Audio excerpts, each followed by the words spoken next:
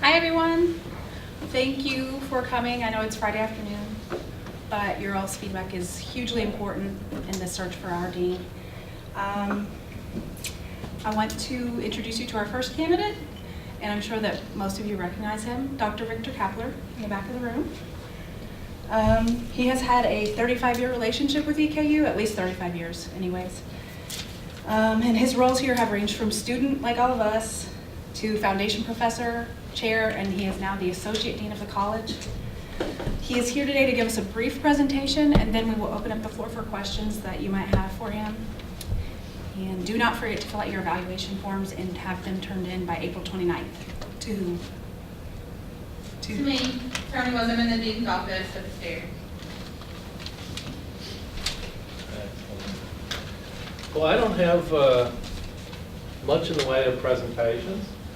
I would like to know about your all's experience as students at EKU, the good, the bad, and the ugly, if you will. What you think is really good, what you think we can do better, and then I'd like to let you ask me any questions that you might have from a student's perspective. But if you would maybe feel free to share with me a little bit about your experience at Eastern. How about you? Hi, my name is Morgan Bowe. I'm a second-year graduate student here with criminal justice studies. It's been a wonderful experience so far. I'm very happy with the program. As far as negatives or downsides, I don't think I really have any, so I would be most happy to finish out my final semester, which will be next semester, in a similar program as we have now, and the way it's keep it going in the positive way that it's going now. Is there anything you think that would enhance the experience, since you're a veteran now? I like the communication that the grad program has. I would really like to continue to see the communication amongst the professors and the students, open door policy, and feeling comfortable being able to walk into anybody's office and ask a question. And that's something I'd also like to see from the dean of the program, is being able to come and speak if there are any concerns or questions. Absolutely, absolutely. And you find the non-academic stuff enriching too, that you have enough activities and engagement to keep you busy and out of trouble? Absolutely. We do keep our schedules very busy with within the program, not necessarily in class, but doing things together as students, as each other's peers, and it's a very comfortable program where we are with each other. We actually just got done with resume building, kind of next step session. I guess it was probably workshop where quite a few of us were doing that. So it's really good to be in a program that engages the students and cares about our well-being outside of just sitting in a classroom.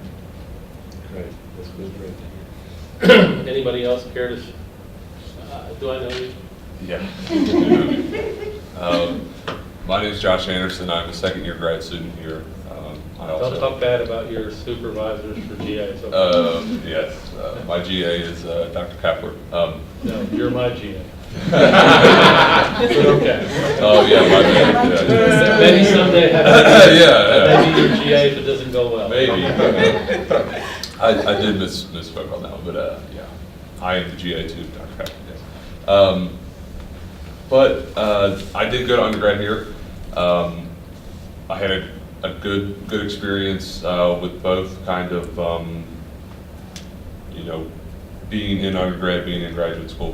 One thing that really concerns me the most, and it's happened to me, it's happening again now, is the uncertainty that occurs to each and every student at the end. The senior year, what do I do now? I call it the first quarter life crisis. So what I kind of found within the program is that there's a bunch of support with homework. There's a bunch of support with assignments, creating new things, and being in touch with teachers and professors. But what kind of lacks is that next step, like bridge building for careers outside, at least in my experience. I can't speak for anyone, for a lot of people. But one of the big reasons I went back to school was that I was very uncertain. I didn't know. And you're less certain now, right? Yes, even more. And so now it's so you kind had of a good graduate education. yes, yes. I did have a very good graduate education, and it's drawing to a close. And again, I see the uncertainty come back, creep back in, and now it's not that I feel like that I'm alone in the struggle, but I feel that a school could maybe create more, which would enhance its pool of influential alumni.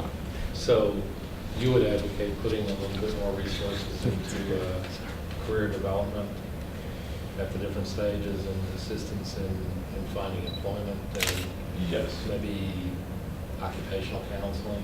Mm-hmm. Well, certainly.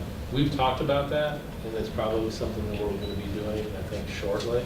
It's a matter of devoting the right resources and kind of getting it done. But ultimately, you know, part of it relies on the student's ability and part of it relies on the institution's ability to join those. And I think the seminar you just went to was a first step in trying to do that.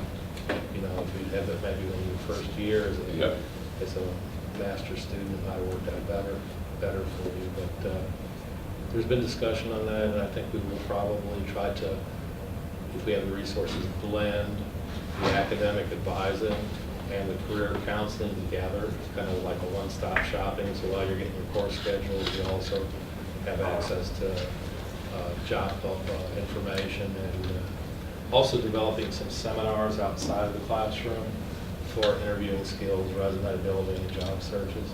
So that's something that we do have on our agenda. It's not my idea. We've been talking about it for quite a while. Anything else? Nope. All right. No. Social life, all right? It's. But you don't have one because you're a graduate student, right? Yeah, I didn't want to say it, but you know, it's all right. Okay. What about activities in the college? Are there enough activities in the college, do you think? Or do we need to be even more engaged, more opportunities for graduate students, undergraduate students, or? I think that I was involved in like a social organization when I was an undergrad here. I felt like it was definitely a good experience. I think more collaboration could be involved with here, because I feel like we're across the pond almost, like we're across the way, and it's more bringing together, because for me, going to main campus was odd. I don't know, it was just, felt like I was always so close to being on my island, but. Me too. Yeah. Me too. The physical geography makes it difficult, but we probably do need to do more to integrate main campus life with this satellite out here with justice and safety. Yeah. Anybody else? Comment or care to share with your experience here? Good, bad?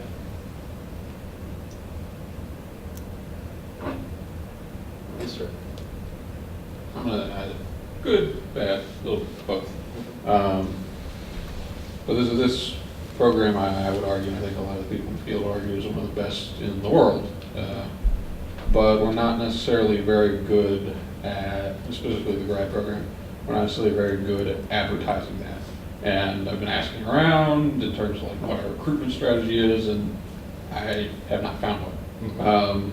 In particular, we have a lot of really good like geographic diversity. We got people from all over the place, but our racial diversity is rather nil. So do you have any strategies in place for, one, recruiting a more diverse ethnic and racial graduate student body, but also two, faculty?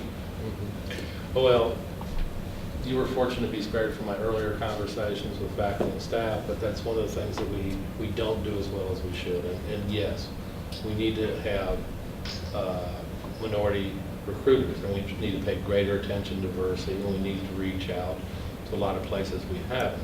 So it would be my intent that we support our existing program that Pauline runs with Jacinda, with a recruiter specifically to recruit minority and enhance our diversity in the college, particularly in cities like Louisville, Cincinnati, Atlanta, all up and down the I-75 corridor. I think is a real good place. The other thing that I would intend to do is to develop partnerships with high schools that are predominantly minority high schools, to begin building a feeder from the high schools into the college. The other thing we're going to have to do is we're going to have to cough up some money for scholarships, because basically what's happening is the University of Kentucky and other universities are buying bright minority students with scholarships, and if we don't put up some money, we're not going to be able to compete. As far as faculty goes, that's always difficult, but we have to do a lot better, and we have to get a handle. To be candid with you, we have to get a handle on the HR process and streamline that so we can get into the marketplace earlier before good diverse candidates are poached. The other thing I think we have to realize is Kentucky is predominantly white, and it's not like you're going to find a lot of community of support amongst diverse people in Kentucky. So it's a little bit of an uphill climb to attract diverse faculty. So we have to have benefits, have incentives, and we have to work a lot harder. And I think we've just kind of done the status quo for so long. We advertise here, we advertise there. We don't go out to the conferences and recruit. We don't pay special amounts of money to advertise in networks or amongst networks where there's diverse faculty members. And we have to grow our own a little bit. As we get more diversity in the college, it'll build upon itself. And you know, we have, well, I've been here, hired several faculty members of color, and I've made special arrangements to try to keep them here, to, you know, incentivize them to stay here, threaten them if they leave, you know, show up at their house wherever they want. But no, we have to take that very seriously, and we have to market better. And just to be very candid with you, not so much the college's marketing, but the overall university's marketing has not been real attractive. You know, it looks like it's made by a bunch of old white guys like me who have no idea that the world has changed dramatically since 1950. So I think we have to pay close attention to the way we manage the image to attract diversity in all forms. But you know what? We have made a lot of progress, because when I sat on the other side of the desk where you're sitting now, and I'd look around, it was all white guys. No women, no people of color, no diversity, no international students. So while we're not where we should be, we certainly, I think, have come a long way and are getting better at it. But we need to invest more in enriching the experience through diversity.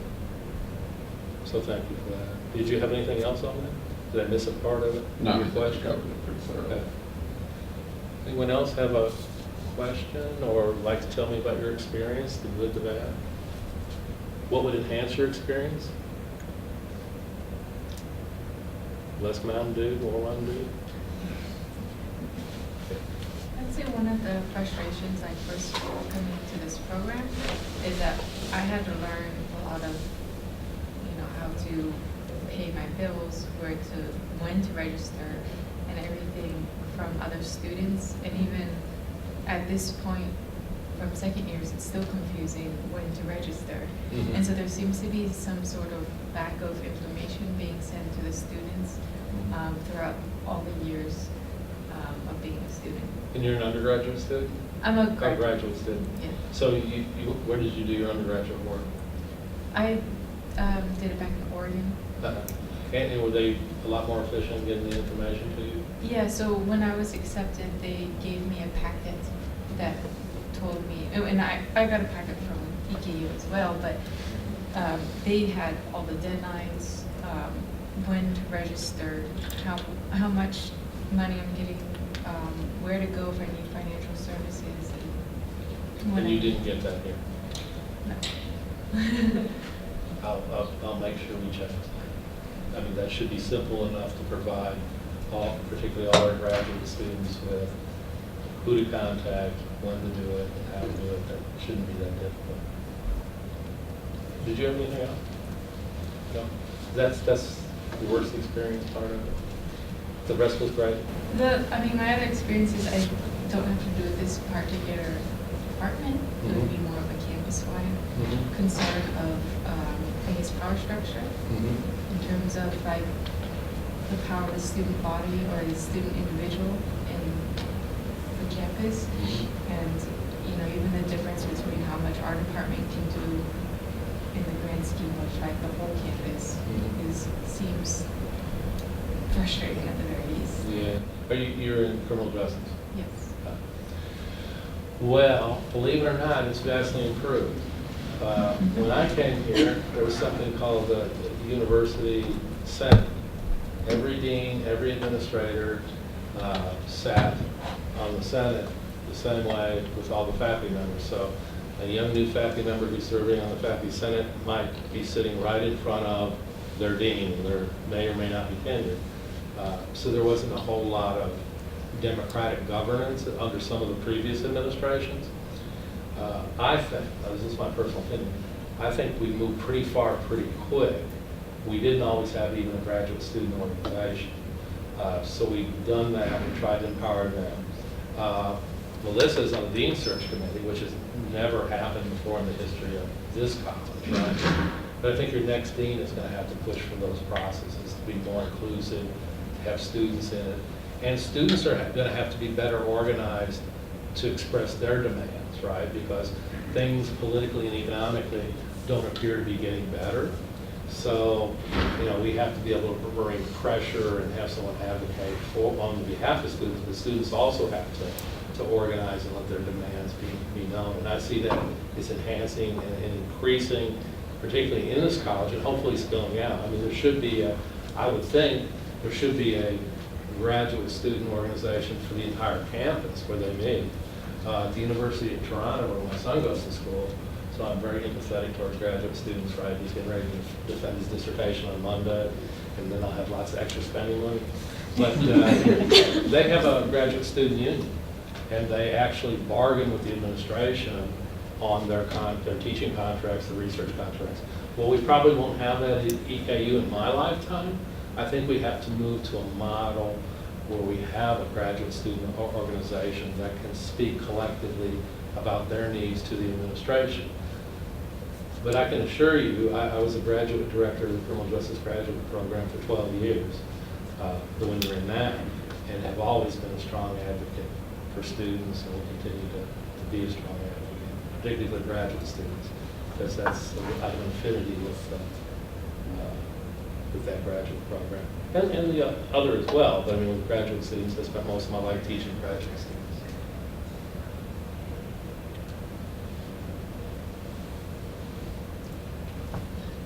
Who else? Anybody else? Did you have a follow-up? Yes. Oh, was he about to say something? Oh, no, you can. No, I was just going to say, well, my name's Priscilla Norfleet. I'm a senior here. Uh-huh. I've worked in and out of this college, and I see how much it does for the students, like the student appreciation and stuff like that, which is really good because I have, friends that are on main campus that are like, none of this happens. This is a very close-knit college, and I feel like it's a good thing, and that's something that needs to stay that way in order for students to feel comfortable and continue having a good education here. So I just wanted to say that, and I feel like EKU is starting to try and become a big school, and I feel like that might be something that this college should not try to do. Right. Because I feel like that's gonna take the like what this college is, like it's gonna take it away. I don't think that'll happen. I think our faculty are very connected to our students and are very student-centric. And I think, I really don't think that's the big university is the thing to emulate. I mean, if you were at the University of Toronto, you couldn't even find the dean's office, period. You would never even get to a dean. I know Dean Alt talks to students all the time, wanders the halls, students know who he is, faculty are accessible. Now, they're like everybody else. They might not be in their office when you want them to be, but this is a very student-centric place, and I don't see that changing. I do think we'll grow. I think we'll get larger over time, but I don't think we'll get impersonal. And Eastern has always prided itself historically, as its origins as a teacher's college, on faculty teaching students, not assigning their graduate students all their work and running off and hiding and doing research. And I think that that feel will stay.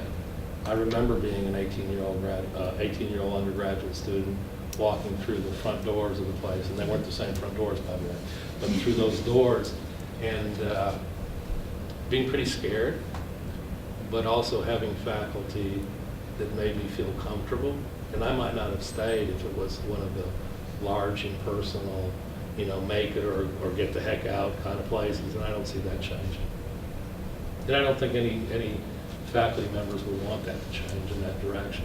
That's what makes the Eastern different than UK, U of L, and some other places that students have the option of going to school to now. Right. And I see a lot on the whole trying to promote diversity and get more students in. I understand that, but the trying to not be as personal is what I'm saying, like this college should pose. And that's part of it being such a good program. And I think being more diverse doesn't make us less personal. It makes us better. We can have a better sense of interacting with one another the more diversity we bring. There is a maximum amount of students that we can sustain here. I mean, the fiscal plan does put a ceiling on it. But for us to continue doing this kind of work, having these kind of faculty-student ratios, we have to continue building, because the state is slowly cutting back all of the funding to higher education. And if we don't keep that revenue stream up, then it could become the impersonal place where you go to a lecture hall, impose the 300 students to get your intro class. And the professor comes once a week, the other 2 times is a graduate assistant, and then they're off and gone. That's not the history of Eastern. And if I was selected as your dean, it most certainly wouldn't be the place that I would take this. I can tell you that. So thank you for that. It's important. Yeah. Could you tell us what your vision is for this college?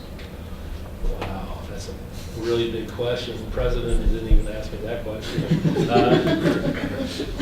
I want it to do excellent in all the things that it does. I want to keep raising the bar, right? I want all our programs to be nationally and internationally recognized programs. I want our students to be the best prepared students possible. What's your area? Criminal justice. I want you to be able to get into any doctoral program you want to with totally full funding. I want those programs fighting for you, fighting over you to see how much they have to give you to bring you into that program. I want you so well prepared that if you go on, that it'll be a cakewalk for you, right? And my vision is for us to have a doctoral program. I would like for us to have the PhD program to serve the Commonwealth of Kentucky and the students here, so we don't have to ship all this great talent to London, Arizona, I hate to say it, Texas, all those places that I never want to go back to.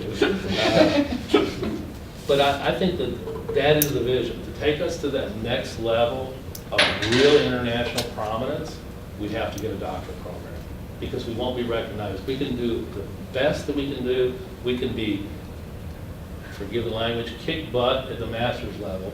But until we have that doctoral program, we won't get into that next rung of recognition. So, and I talked to the president about this today, and he's very supportive of the idea, and he agrees that that's the way to take us up to the next level. I also think you shouldn't have to leave home to finish your education. Not that leaving home is a bad thing, because I left home and it was a great experience, and probably if I had to stay there longer, I would have ran away.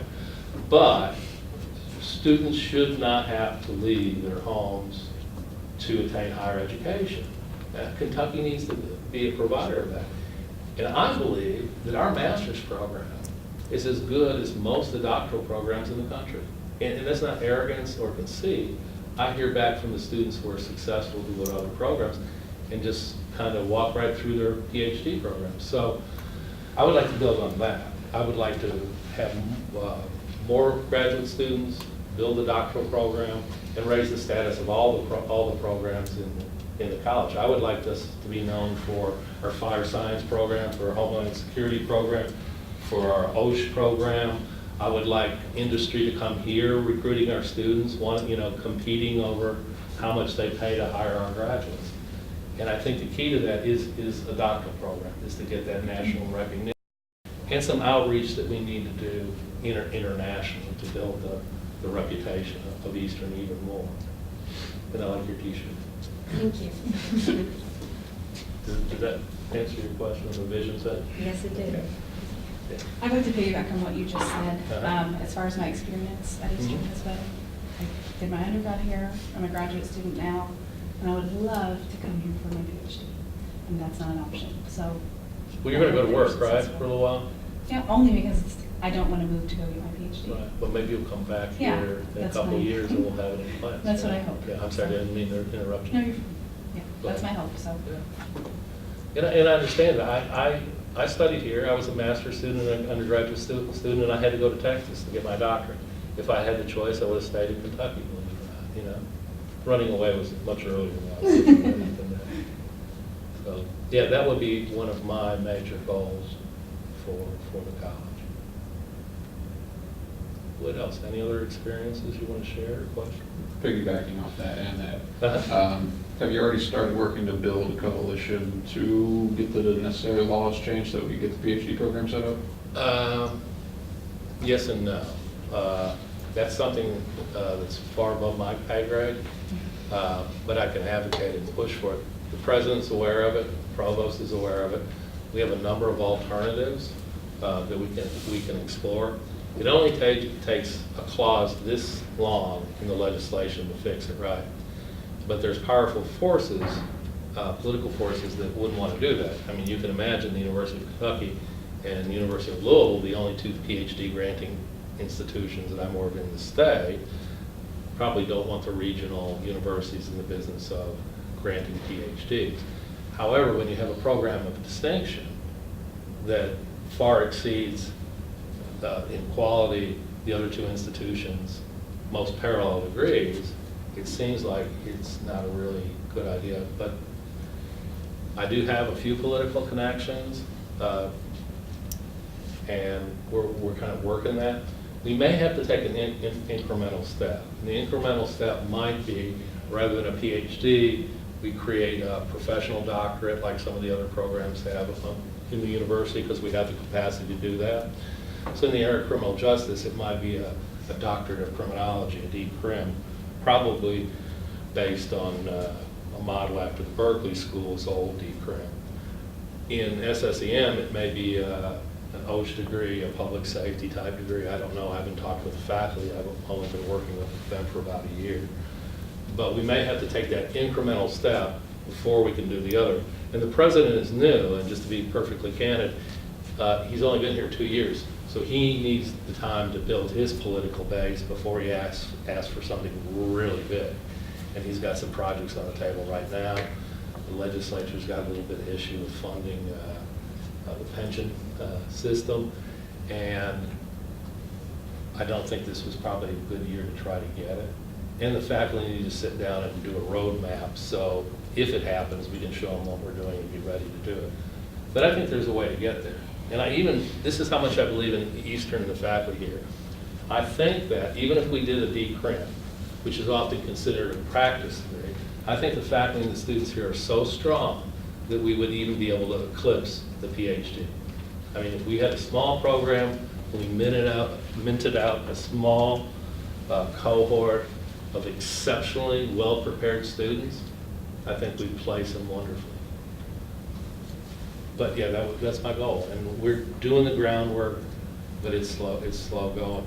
But I'll tell you what, this administration, compared to the previous administrations I worked with, the previous administration always said, no, absolutely not, we're not going.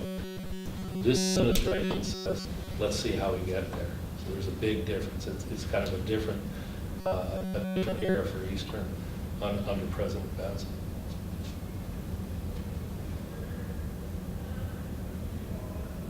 He's an intense guy. I just, there's some things I don't agree with him, Yeah. so. But I will say that, going back on the whole diversity thing, I was a part of the student organization here, Justice and Safety Student Leaders. And I was able to actually go with them to Louisville for the Color of Justice and go and sit with the classes, you know, trying to recruit Right. the minorities. And you are completely right when it comes to them not coming here because of scholarships, because you have to look at their economic stance and everything like that. Absolutely. And you know, they look so interested in it, but I'm sure that most of them end up going to UK or Louisville because of that. And then I personally know some of my friends who go to Louisville for criminal justice. And I'm like, They made a bad choice. a very bad choice. No, I'm like, you know, well, I don't understand why you even did that, but economically I can understand that. Right. So, Well, and we can do that, you know, because there's innovative ways to do it. It's not always just about spending money, it's about the way that you spend money. And for example, why wouldn't you go to UK if they're going to give you a free ride to law school? So you go to UK as an undergraduate, you agree to pay. If you keep over 3.5, we'll pay for your law school. Well, why can't Eastern say, you come to Eastern, do your undergraduate here in criminal justice or OSH, occupational safety and health, right? You keep a 3.5, we have a GA scholarship waiting for you, and you won't have to pay for your master's degree, or if we get the doctorate, you won't have to. That kind of career path is also attractive. It always doesn't have to be money right up front, right? And more scholarships devoted in the beginning, but we have to compete with UK, and that's just the way that higher education has been transformed, because now we're subject to market forces rather than state funding. We're down to about 25% state funding now, when it used to be 85 or 95%. That's why your tuition is going up, right?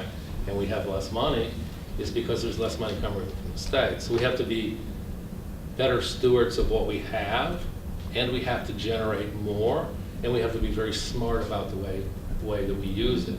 And I think coupling the undergraduate degree with the graduate degree and a guaranteed seat, right, is very, very attractive. Because I can tell you that, and I'm very proud of it, this is by far a better program than U of L. I spent all day Tuesday at U of L with their criminal justice faculty. I know them all. I've known them, most of them, for 30 years. They don't hold a candle to the faculty here in quality. We have to incentivize it, though. We have to use some of our resources in that way. And I think if we do it smart, we can get a good bang for a buck. So, what else? Anybody else? Why, I'm a GA, and why isn't there like any like tuition waivers over the summer? Would you, if you are the dean, would you be able, in a position to do anything about that, or is that? If I were king, I could. But dean's not quite the same thing, right? That's structured into the central administration in the university. Eastern has been a little bit behind, in my opinion, on graduate education. It was primarily an undergraduate institution, and we kind of took graduate programs and made them add-ons. And believe it or not, before you came here, graduate students got a stipend from the university, but had to pay all their tuition, fall and spring too, right? And we only recently got the university to pay for your, what is it, 9 hours? Is that what they're covering? 6 hours of your 9 hours you typically take, and then summers were not in that calculation. All I can do is lobby for it. I can't promise you that would happen. But we probably need to do a better job of determining, doing a needs analysis as students come in, and planning for that, and seeing what resources we have to buffer that. But the problem is that we also have a graduate dean, and he has to look across the whole university and see what resources we have to spread equitably across all the colleges. And we're kind of already looked at as like the Richie Riches of the colleges, right? So there's a little bit of animosity there, I think, sometimes. But there's no good reason for it except for budgetary and history of doing things the way we've done them. But I'm aware of that concern, and I understand it, and all I can do is push for change. And you know, that makes us less competitive when we're trying to get graduate students, you know? So in terms of the state cutting budgets for higher education, a lot of the other schools have been solving that by moving towards hiring increased lecturers and adjuncts to the detriment of tenured faculty. Where do you see this college going, this school? You know, you're asking harder questions than the faculty do, okay? But that's good. And what you're talking about is the neoliberalization of higher education, right? Let's just call it what it is. We have to negotiate those waters because I'm a pragmatist.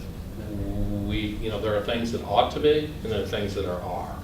We have to deal with the things that are, striving for what ought to be, right? So I know that sounds a little philosophical, but the bottom line is you deal with the cards that are dealt to you and you do the best that you can. I think we have to find that sweet spot between how many lecturers we want to bring in to carry a lot of heavy water, how many tenure faculty we want, and how many adjuncts we want to have. Our adjuncts are not paid well. They've slightly got a bump, but they mostly do it out of some sense of dedication to the students in the field. But we can't rely on just them to carry the water. I think there's a ratio, a blend we need to find. And I think we need to start thinking about having a real distinction between graduate and undergraduate faculty. I think that maybe we can add more lectures on for cost savings and to address more students, but we have to be careful that we don't destroy the academic freedom and tenure, because those of you who are going on to get your PhDs will have nowhere to go if we undermine ourselves by hiring what I would call precarious workers who can be released at any point in time. But if we select carefully, you know, there are people who want to teach, period. They're not researchers, they don't want to be, you know, textbook writers, they live to teach. If we can find those people and we can determine an adequate balance between tenure track faculty, lecturers who carry a little bit heavier load but don't have the committee work and the service work of faculty, I think that serves everybody's interest well. But I'm very careful not to run down that path just for the dollar savings, because it can ultimately hurt the profession and the university and the college. So it'll be done carefully, it'll be done in balance, and there'll be lots of conversations before any major change is made in the way we're doing it. And remember, Eastern prides itself on having terminal degree faculty in the classroom with our students, you know? And that's one of the selling points of coming to Eastern. You know, the other aspect is what you bring up in that is outsourcing, right? Which is a danger too. But if you're smart about how you engage that, you can actually have some good cost recoveries by outsourcing things that are not critical to the function of the university, saving fringes and labor costs, and then returning those savings back into the academic environment. And so I think that neoliberalism in its whole is a threat to the academy if we selectively and carefully pick and choose.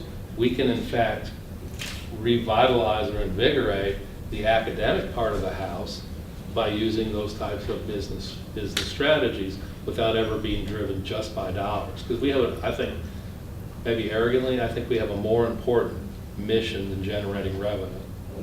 And I think we will balance those forces very carefully in this college if I were to be selected as a dean. Yeah. I don't know how much more control the dean has over like the current dean is magic. but like the class topics.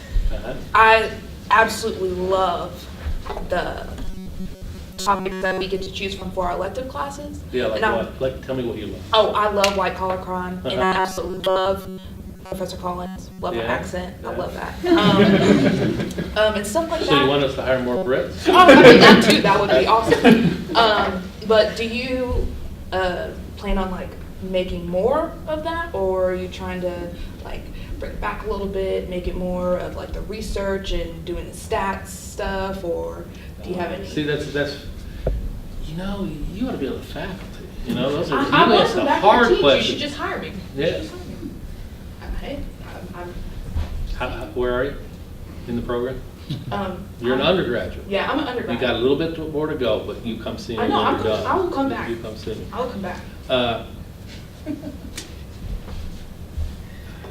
That's a hard question, Ryan. It splits faculty down the middle and starts a lot of fights, right? Oh. Because you've got some faculty who are really bonded to this research model, heavily quantitative, heavily analytical in the mathematical sense, right? And then you've got other faculty who are very qualitative, want to do sexy classes, want to do field work, want to go out and you know, study crack houses and meth labs and white collar crime and those kind of things. I think you got to blend the two a little bit, but you can't go overboard with the research and statistics, because most of our students, particularly undergraduate students, will go into the field or never become academics, right? But to be an informed citizen today, you got to be able to count, and you got to be able to pick up a journal article and say, oh, this is not right, right? So you got to be able to read research at least and be a consumer of it.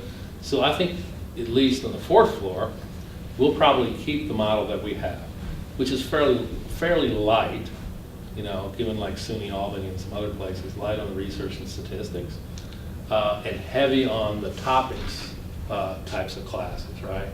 Because criminal justice is really not a hard mathematical science. It is a topics kind of area, and the classes that you point out, I was on the faculty that developed the curriculum for those. And I think it's getting more and more exciting all the time as we bring younger and younger faculty and more diverse faculty. Dr. Gray is teaching classes on Xbox and gender and race in virtual reality. I think that's really important. I think every class can't be like that. Some of them have to be the boring basic learning, you know, you gotta learn how the system works. But I would like to enrich that even more. But ultimately, as a dean, my job is really to carry out the will of the faculty when it comes to curriculum. And no one person gets to make that decision. I can nudge and push a little bit, and I do nudge and push probably too much for some people's likes right now. But I think the best education is where students have the opportunity to follow their passions and explore their interests with learned individuals to help them through that path. Now, does that mean it should be a free-for-all? No, because the faculty does know the essentials that you have to be successful. But I think giving students lots of choices is a good thing, not a bad thing. So I would hire 2 more Dr. Collins, 4 more Dr. Grays. It's going to be me. I'm coming back. And you perhaps. At least you're talking about it. When I was on the other side of the table, I had never envisioned even having the possibility of coming back as a faculty member, much less standing in front of a group of people trying to argue to be the dean, right? So who knows what happens in life. What else? Anybody else? You've been quiet. You're thinking something, aren't you? You're bored? People are addressing a lot of the things, and I was thinking, I'll keep thinking. Yeah, Well, what program are you in? criminal justice. Well, you know where my office is, right? Right across from the student commons, Yeah. right? So if you think of it later, you come by my office. Or if you have something now, I'm willing to wait. Anybody else? Well, thank you for coming, especially on a Friday afternoon when I know you've probably got lots of reading to do before finals. So thank you very much. I hope I see all of you all again. Thank you.